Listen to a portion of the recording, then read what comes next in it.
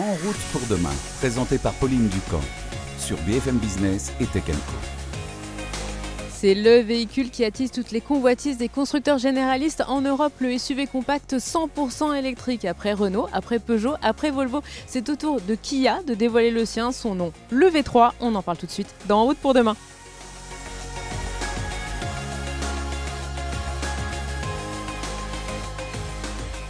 C'est dans un marché automobile très compliqué qu'évoluent les constructeurs en cette fin d'année avec d'un côté un objectif 2035 à tenir, que des voitures 100% électriques sur le marché, et puis de l'autre des consommateurs européens qui doutent. Et d'ailleurs, est-ce que l'offre répond finalement à la demande des conducteurs en Europe? L'arrivée des SUV électriques compacts apporte peut-être un premier élément de réponse. Kia vient de dévoiler le sien, son nom c'est le V3, et on retrouve tout de suite notre journaliste auto Julien Bonnet et derrière la caméra Jean-David Duhart pour nous faire découvrir ce nouveau modèle du constructeur coréen.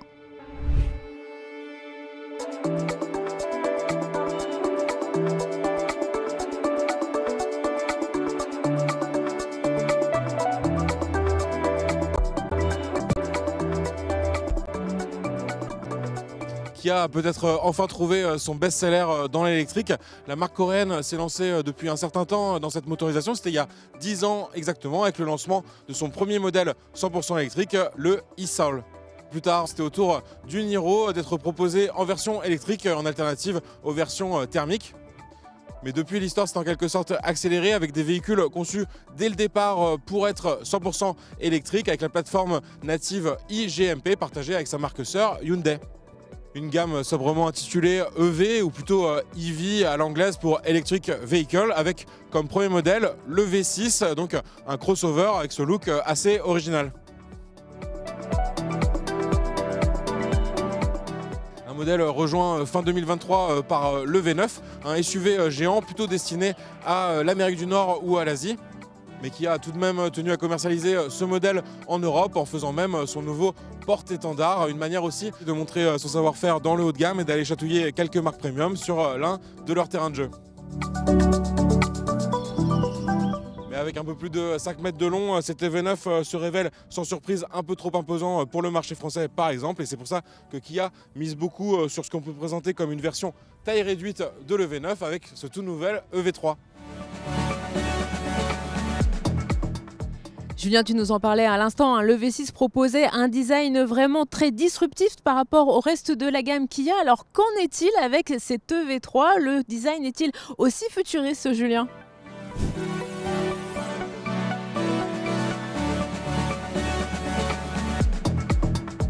À 4,30 m de longueur, cet EV3 se veut ainsi bien plus rationnel, pratique mais aussi abordable, du moins selon les versions, on en reparlera en fin d'émission.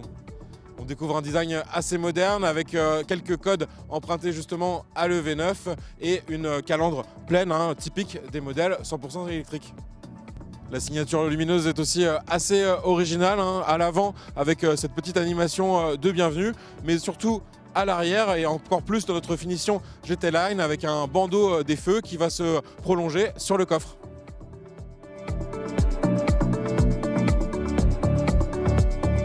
Comme sur son très grand frère le V9, si l'allure peut paraître assez massive, en fait l'aérodynamique a été assez optimisée, ce qu'on retrouve aussi avec les poignées affleurantes à la carrosserie.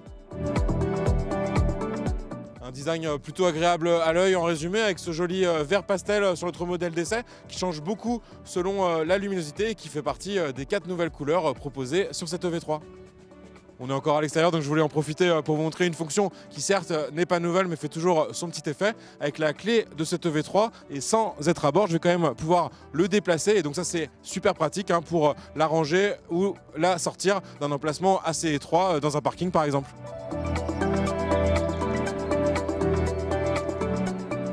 Il y a plusieurs éléments qui peuvent constituer la recette du succès pour un SUV compact. Il y a bien sûr l'habitabilité. À l'intérieur, il y a aussi la connectivité. Alors Julien, qu'en est-il de cette EV3 ?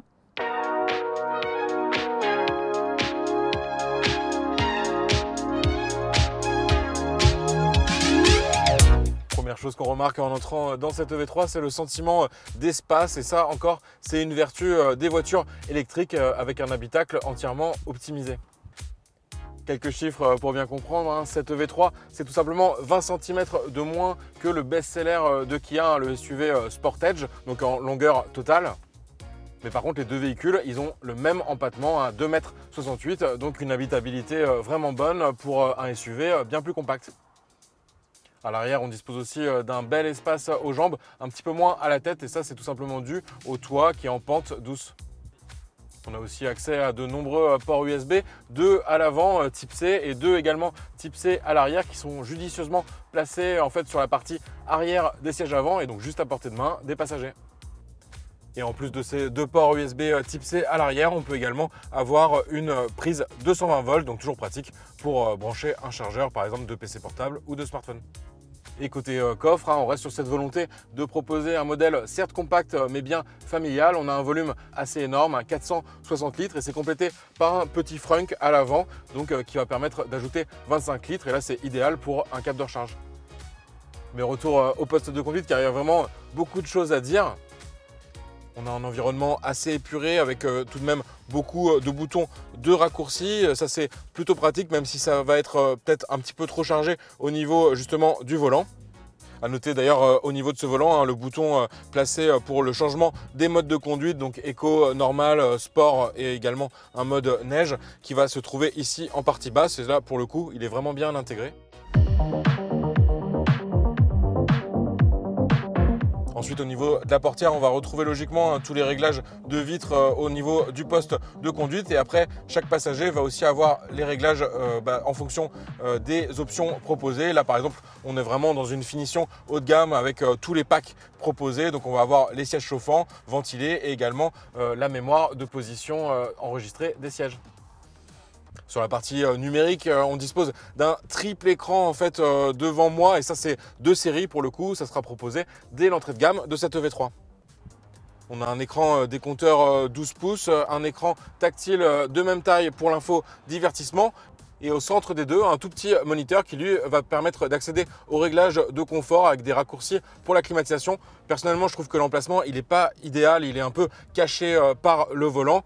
Heureusement, on va avoir des raccourcis, encore une fois, physiques pour les fonctions principales de la climatisation et du chauffage. Donc l'activation de la ventilation pour augmenter le flux d'air et bien sûr le réglage de température. Et toujours dans cette idée d'accéder plus facilement aux fonctions principales, on va retrouver sous l'écran d'infodivertissement des petites touches tactiles qui me permettent en un clic d'aller sur la carte ou encore sur l'écran de réglage des médias. Au niveau d'ailleurs de cet écran, on va retrouver logiquement Android Auto CarPlay sans fil, donc ça c'est toujours super pratique. Mais qui insiste aussi sur l'arrivée de nouvelles fonctions sous forme de mise à jour gratuite. On va par exemple pouvoir accéder à des jeux vidéo ou encore à des services de streaming. Donc ça va être pratique pour finalement s'occuper pendant le temps de recharge. Dommage aussi de ne pas pouvoir tester la nouvelle fonction de reconnaissance vocale avec l'intelligence artificielle ChatGPT qui elle aussi sera proposée sous forme de mise à jour. On ne pouvait pas non plus la tester lors de ces essais, mais ça sera quand même proposé dès le lancement, la possibilité d'avoir une clé digitale un peu comme chez Tesla. Donc la clé sur smartphone que vous allez partager potentiellement avec 7 personnes. Et donc ça c'est vraiment moderne et puis ça peut être vraiment pratique comme fonction au quotidien. Innovation assez intéressante au niveau de la console centrale. Déjà, on a beaucoup d'espace disponible. Donc ça encore une des vertus des plateformes 100% électriques. Et je vais pouvoir comme ça avancer cette partie de la console centrale qui va me permettre de disposer d'un espace pour poser par exemple un PC portable ou mon déjeuner. Donc toujours une utilisation préconisée pendant un temps de recharge. Et toujours sur ces temps d'arrêt, on va pouvoir potentiellement faire une sieste avec sur notre version haut de gamme des sièges qui me permettent en fait de passer en mode détente pratiquement allongé et pour profiter aussi de la belle vue de notre toit ouvrant panoramique. Enfin, et c'est assez important dans une voiture 100% électrique, même si c'est encore une fois pas nouveau, Kia insiste sur le fait d'avoir vraiment développé son planificateur d'itinéraire intelligent. En fait, quand je vais rentrer une destination longue distance dans le GPS, la voiture va pouvoir communiquer avec la batterie pour savoir en temps réel les différentes étapes de recharge et on va pouvoir aussi paramétrer le niveau de charge qu'on souhaite avoir à l'arrivée. Bon Julien, j'ai vraiment l'impression que tu as été séduit par l'intérieur de cette EV3. Alors chez Kia, il y avait un autre gros point positif sur les voitures électriques, c'était la chaîne de traction. Que vaut cette EV3 quand on prend la route? Eh bien, on retrouve tout de suite Julien Bonnet et derrière la caméra, Jean-David Duhart.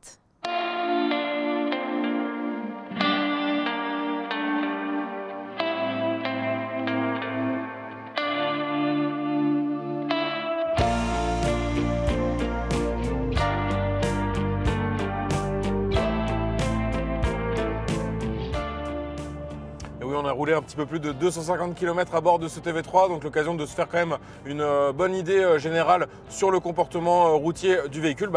Tout simplement, il est très bon. On a déjà un véhicule qui est assez confortable, donc ça c'est plutôt au niveau des réglages de suspension. En effet, ce modèle, il est produit en Corée du Sud, mais Kia a tenu à bien sûr établir des réglages spécifiques aux routes européennes. Et on a vu notamment un très bon comportement lorsqu'on franchissait des dodanes ou sur des routes un petit peu difficiles. Et sinon, sur les routes en très bon état, on va vraiment avoir un véhicule avec une très bonne tenue de route et un bon silence. Ça, c'est important, encore une fois, sur une voiture 100% électrique.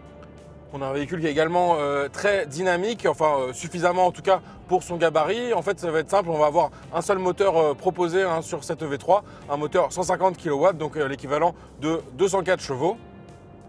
Ce moteur, il est positionné à l'avant, il a une taille réduite par rapport aux précédentes générations de moteurs. Donc tout ça, ça contribue finalement à gagner de l'espace. Même au niveau de la pompe à chaleur, il y a des efforts qui ont été faits pour réduire sa taille dans l'habitacle. À titre indicatif, le 0 à 100, il se réalise en environ 7,5 secondes. Rien d'exceptionnel, mais ça reste quand même assez symbolique d'un véhicule qui a un comportement comme ça assez dynamique. Bon, confortable, dynamique, très bien Julien, mais quid de l'autonomie de cette EV3? Je vous rappelle que nous essayons la version avec la grande batterie. Donc sur cette EV3, un seul moteur en 2 roues motrices donc, mais on va avoir finalement le choix sur la taille de la batterie. C'est ça qui va être d'ailleurs décisif ensuite dans le prix de ce véhicule. Donc on a une première batterie pour l'autonomie standard qui est de 58 kWh et qui donne une autonomie théorique d'environ 436 km. Et une deuxième batterie pour l'autonomie dite longue. Donc là, on va passer les 600 km théoriques et elle fait un peu plus de 81 kWh. Alors c'est cette taille de batterie qu'on teste nous aujourd'hui, donc logiquement le véhicule il va aussi être un petit peu plus lourd. Mais au niveau de la consommation globale, on a réalisé finalement environ 17 kWh au 100 sur les 250 km réalisés, avec à la fois des petites routes de la ville, mais aussi pas mal d'autoroutes, ce qui explique un niveau qui peut être vu comme assez élevé. Mais avec ce niveau de consommation, sur donc notre version, encore une fois, avec la grande batterie, on peut s'attendre à au moins 475 km d'autonomie réelle. D'ailleurs, nous sommes actuellement sur autoroute et c'est l'occasion de vous parler des assistants de conduite. Donc on a de la conduite semi-autonome de niveau 2, donc le régulateur adaptatif associé au suivi des lignes de la route. Et donc pour ça, il marche très bien. Et puis en plus, pas besoin de secouer le volant pour signifier sa présence au véhicule. En fait, c'est un volant capacitif, donc il suffit vraiment d'avoir les mains bien positionnées sur le volant et le véhicule va pouvoir comme ça continuer à rouler dans ce mode semi-autonome. Alors, il a un fonctionnement très sain, on peut comme d'habitude ajuster la distance avec le véhicule qui roule devant nous et nous on a eu des cas où un véhicule s'insérait devant nous, mais cette EV3 il a très bien réagi, sans freinage trop brusque, on va dire, il a eu une réaction vraiment naturelle. Donc cet assistant sur autoroute, il inclut un système de changement de fil automatique. Donc en fait, quand les lignes sont vertes, c'est vraiment que le système il est actif. J'ai les petites flèches sur les côtés qui m'indiquent que je vais pouvoir réaliser ce changement de fil automatique. Et ensuite, il me suffit d'activer le clignotant. J'ai une petite flèche verte qui se matérialise. C'est toujours un petit peu spécial parce qu'il faut garder le volant dans les mains pour que le système fonctionne. Mais en tout cas, la manœuvre, elle se réalise vraiment avec fluidité. Et ça, c'est assez confortable. Moi personnellement, ce n'est pas une fonction que je trouve essentielle car le changement de fil sur autoroute n'est pas une opération que je trouve trop pénible à réaliser. Mais en fait, tout l'intérêt, ça va être de maintenir le régulateur adaptatif et d'avoir une expérience en fait fluide tout au long du trajet où même les changements de fil seront gérés par le véhicule. Un autre point dont je voulais vous parler, c'est au niveau du freinage régénératif qui a beaucoup insisté sur ce point. Et en fait, c'est vrai que j'ai jamais vu un système aussi poussé avec de nombreuses variantes selon ses préférences. En fait, on peut faire varier l'intensité du freinage régénératif sur 3 niveaux grâce à des palettes au volant. Donc ça va être particulièrement pratique pour l'ajuster en temps réel sur un trajet, sur une petite route par exemple, avec un niveau maximal qui va créer une forte décélération et donc récupération d'énergie lorsque vous relâchez la pédale d'accélérateur. Et donc ça c'est assez confortable pour réaliser des trajets sur lesquels vous allez finalement vous servir que de l'accélérateur, et qui a introduit un niveau de subtilité assez poussé, puisque vous allez même pouvoir activer un mode e-pédale ou i-pédale. Donc tout simplement en restant appuyé sur la palette de gauche. Et là, donc, vous allez vraiment avoir ce mode one pedal, c'est-à-dire que la voiture, lorsque vous relâchez l'accélérateur, elle va aller jusqu'à l'arrêt. Mais vous pouvez quand même toujours faire varier cette intensité du freinage régénératif. Et donc ça sera plus ou moins poussé, mais dans tous les cas, ça ira jusqu'à l'arrêt complet. Et donc la subtilité, c'est que vous pouvez aussi avoir un mode sans le one pedal, où la voiture va simplement ralentir très fortement pour finir par un ralenti, mais il faudra utiliser la pédale de frein pour aller jusqu'à un arrêt complet. Côté recharge, cette EV3, il peut encaisser jusqu'à 7,4 kW en courant alternatif sur une prise donc monophasée. Et sur du triphasé, donc par exemple sur une borne publique, ça peut grimper à 11 kW, donc toujours en courant alternatif. Et sinon, concernant la recharge rapide, donc là sur les bornes à courant continu et donc sur les longs trajets auxquels se destine ce véhicule, ça peut monter à environ 100 kW sur la petite batterie et sur notre grosse batterie à 125 kW. Mais ce qu'il faut retenir, c'est qu'en fait, le temps de recharge il va être équivalent. Vous pouvez passer de 10 à 80% en 30 minutes. Donc ça, c'est quand même un bon score pour cette étape nécessaire de la recharge sur les trajets longue distance.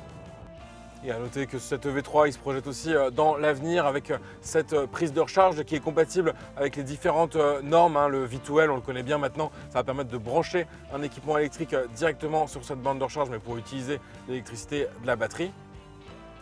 Mais également des normes qui sont appelées à se développer, notamment en France, le V2H, donc là, véhicule to home, ce qui va permettre de recharger une batterie domestique à l'avenir. Et en complément, on a aussi le V2G, donc le véhicule to grid, dont on a beaucoup parlé pour la nouvelle Renault 5, qui a aussi cette possibilité de recharge bidirectionnelle. Et là, il s'agira de fournir carrément le réseau électrique. Par exemple, lors des heures de forte demande d'électricité, EDF pourra puiser dans votre batterie de voiture électrique pour alimenter le réseau et vous rétribuer en conséquence.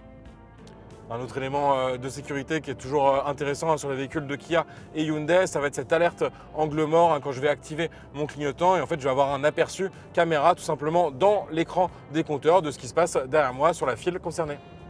Et toujours sur ce terrain des assistants, on a vraiment un système complet de caméras avec une bonne définition au niveau de l'écran, et donc ça c'est idéal quand on réalise des manœuvres pour être sûr de ne pas percuter un objet ou un autre véhicule.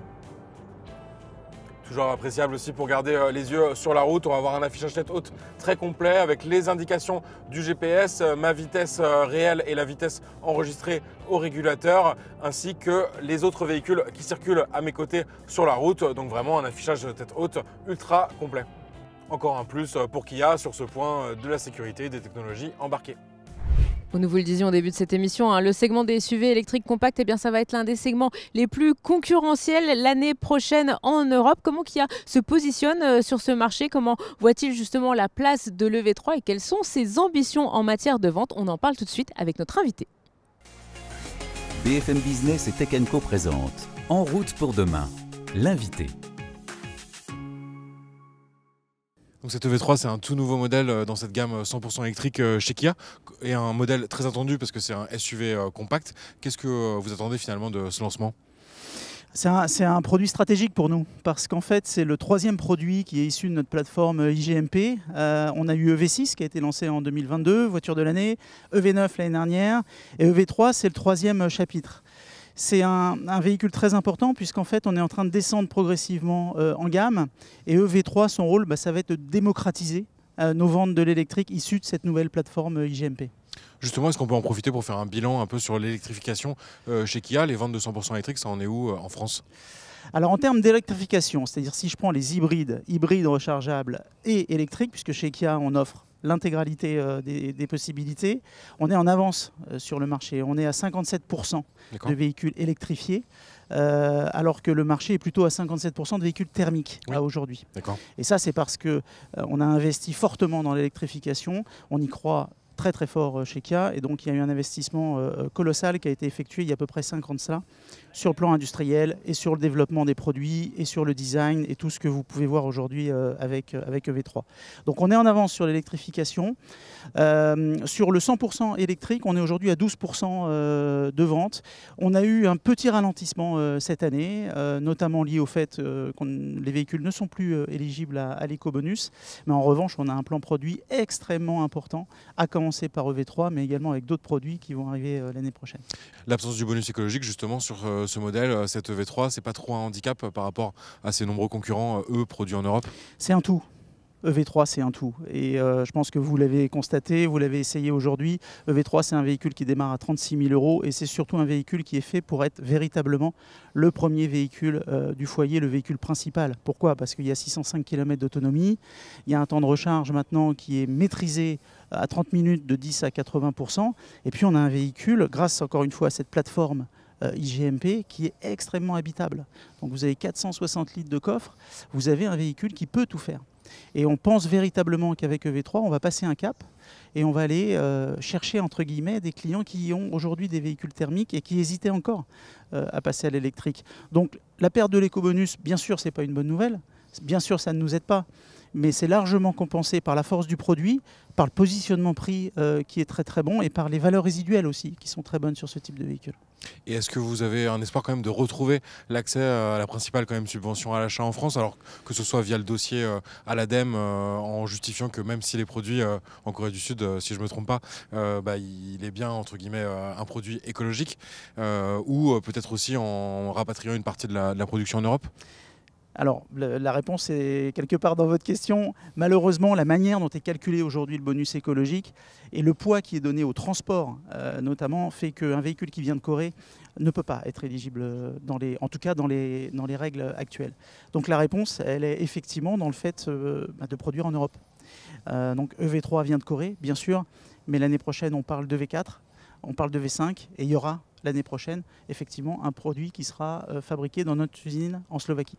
D'accord, donc déjà au moins une voiture 100% électrique qui pourra retrouver le bonus écologique, même si on ne sait pas non plus encore vraiment quel sera le montant aussi de cette aide. Vous avez parlé de la suite du programme, donc on attend beaucoup aussi le V2, donc un plus petit modèle et aussi plus abordable. Qu'est-ce que vous pouvez nous dire sur ce futur véhicule? Alors, pas dans le détail encore, parce que c'est encore un peu tôt. On parle de V2 plutôt en 2026. D'accord, dans un second temps. Très bien, merci beaucoup. Je vous en prie. Nous arrivons à la fin de cette émission, à l'occasion de parler des tarifs. Alors je vous le rappelle, Kia espère vendre 25% de voitures électriques l'an prochain en Europe et une vente sur deux, ce doit être cette EV3. Alors quelle est la grille des tarifs, Julien Bonnet, sachant que cette EV3, il ne bénéficie pas du bonus? Alors oui, on le disait, il se passe du bonus écologique et sur notre modèle d'essai, on part de la finition GT Line qui démarre à partir de 46 000 € et en fait en ajoutant tous les packs d'options proposés, on arrive à une note finale de 52 000 €. Mais c'est un cas un peu extrême, forcément sur ce modèle d'essai, on a vraiment toutes les options possibles. En fait, il faudra plutôt regarder peut-être le prix de départ de la version longue autonomie qui démarre à 41 000 €. Et ça, c'est 5 000 € de plus que le prix de départ de cette EV3, cette fois-ci avec la petite batterie, donc un peu plus de 430 km d'autonomie, qui lui démarre à 36 000 €. Et on le voit sur ces deux configurations, le Kia EV3 est plutôt bien placé par rapport à ses concurrents, que ce soit les Renault Megane E-Tech ou Renault Scénic, ou côté premium, le Volvo EX30. Voilà, En route pour demain, c'est déjà fini. Merci à tous de nous avoir suivis le week-end sur BFM Business et puis tout au long de la semaine en multidiffusion sur Tech & Co. Merci à Julien Bonnet et Jean-David Duhart. On se retrouve la semaine prochaine. En route pour demain, la mobilité sous toutes ses formes sur BFM Business et Tech & Co.